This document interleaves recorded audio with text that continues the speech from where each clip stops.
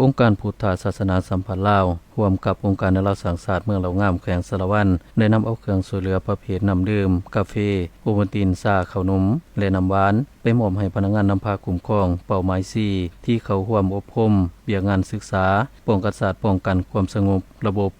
160ชั่วโมงสุดที่1ประจำปี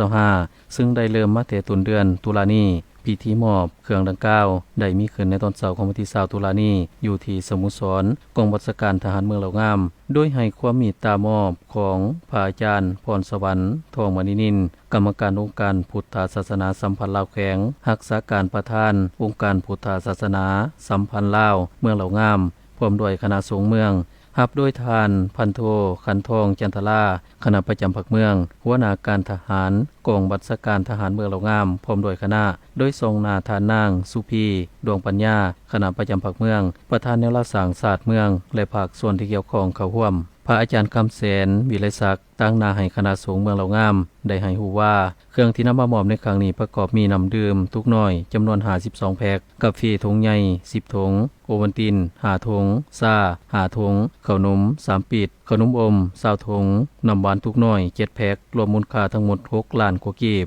วันนี้ก็เป็นโอกาสอันดีที่ทั้งคณะอปสเมืองเหล่างามพร้อมด้วยองค์การในลาวสังศาสตร์เมืองเนาะก็ได้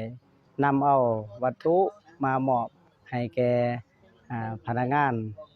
นำพาเนาะขันเมืองที่กองบัญชาการทหารเมืองเหล่างามนี้ซึ่งว่าวัตถุดังกล่าวที่ได้นำมามอบมีน้ำดื่มกาแฟโอวัลตินขนมชาเนาะที่ได้มามอบซึ่งว่ารวมเป็นมูลค่ากันว่า6,365,000 กีบซึ่งว่าวัตถุดังกล่าวนี้ก็เป็นได้มาจากคณะอปสเมืองครูบาอาจารย์ได้ประกอบส่วน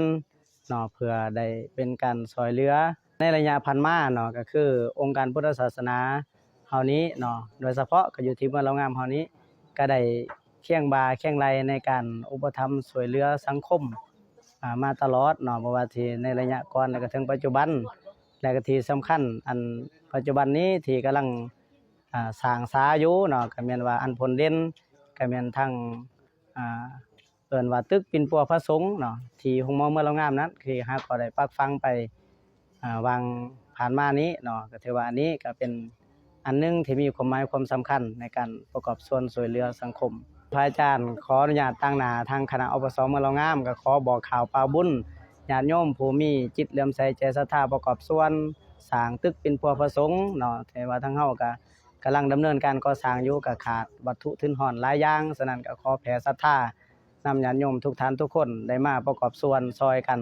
เพื่อทนุบำรุงพระพุทธศาสนาและก็เพื่อ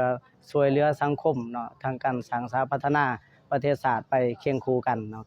ทั้งนี้ก็เพื่อเป็นการประกอบส่วนช่วยเหลือสังคมเว้ารวมเว้าเฉพาะก็คือเป็นการประกอบส่วนและอุปถัมภ์ให้กับพนักงานนำพาคุ้มครองที่เข้าร่วมอบรมเวียกงานศึกษาป้องกันชาติป้องกันความสงบในครั้งนี้ซึ่งในระยะผ่านมาองค์การพุทธศาสนาสัมพันธ์ลาวเมืองเหล่างามก็ได้ให้การประกอบส่วนช่วยเหลือสังคมให้กับหลายภาคส่วนเป็นต้นช่วยเหลือวัดโรงเรียนโรงการและบ้านในทั่วเมืองเหล่างามสิ่งที่ผลเด่นในปัจจุบันคือคณะสงฆ์เมืองเหล่างามกำลังก่อสร้างตึกปิ่นปัวผาสงฆ์ในมูลค่าทั้งหมด500ล้านกว่ากีบ